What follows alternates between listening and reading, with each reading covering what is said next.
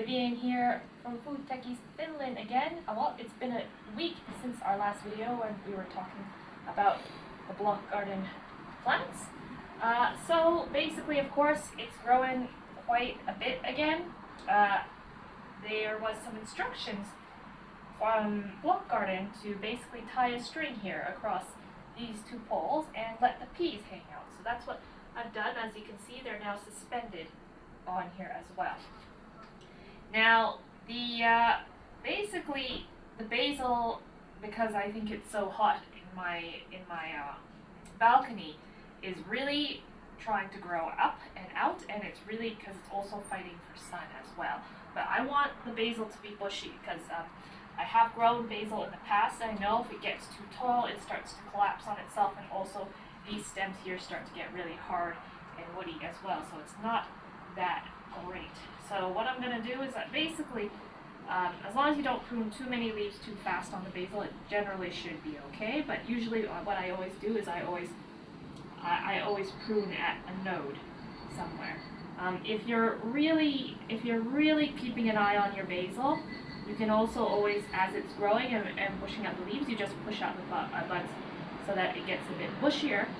But I was bad and I wasn't really paying attention, so it just grew up. It grew really fast. So I'm just going to snip it here. And this will be for the pasta, some pasta tonight as well. And let's see. Actually, so you'll see some buds coming here, so then I'm just going to snip those. Now what's going to do, it's going to stop it from growing or extending up and outwards. And it's going to force it to make more new branches as well. That's the good thing about doing this. And you think it's not too tall yet, but then suddenly it'll come overnight, and then boom, it's growing like a few centimeters sometimes. So it can happen pretty quick. So this is why you gotta keep a tight eye on it as well. As you can see, the Swiss chard has grown really big. So there have been instructions we can take the outer leaves and start to eat it. I'm also going to snip some of these as well for dinner tonight as well. This will also give some more space for the newer leaves growing. And I think it should be okay if we do at least 3 or 4 of these.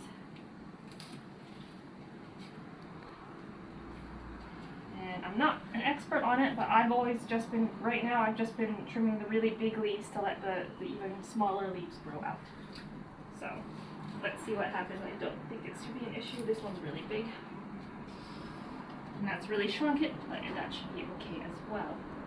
Now, sorry, one trick here, I actually nipped this already, but if you've got a pretty long stem, you also can cut it back here, and what you can do is you can propagate this basil as well.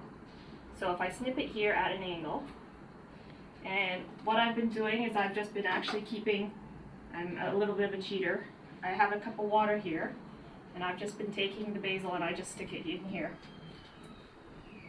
in the water here. And usually after about 2 to 3 weeks, these stems will start to grow roots, and you can propagate the basil. You can put it in some soil, you can gift it to some friends or whatever. So basically, whenever I prune back this basil and I prune back a stem, that's what I do, and that's kind of a neat trick for you to do. That's everything for today. I'm going to continue pruning some of the Swiss chard in the back, but I'll talk to you all soon.